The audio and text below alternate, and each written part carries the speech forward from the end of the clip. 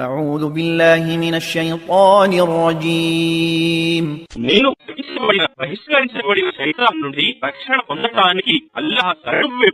قل إن ربي يبسط الرزق لمن يشاء من عباده ويقدر له وما أنفقتم من شيء فهو يخلفه وهو خير الرازقين.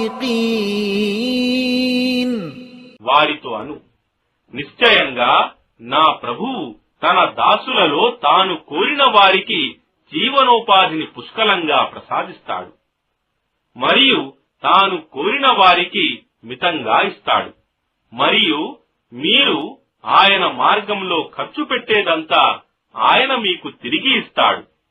మరియు ఆయనే సర్వశ్రేష్ఠుడైన జీవనోపాధి ప్రదాత.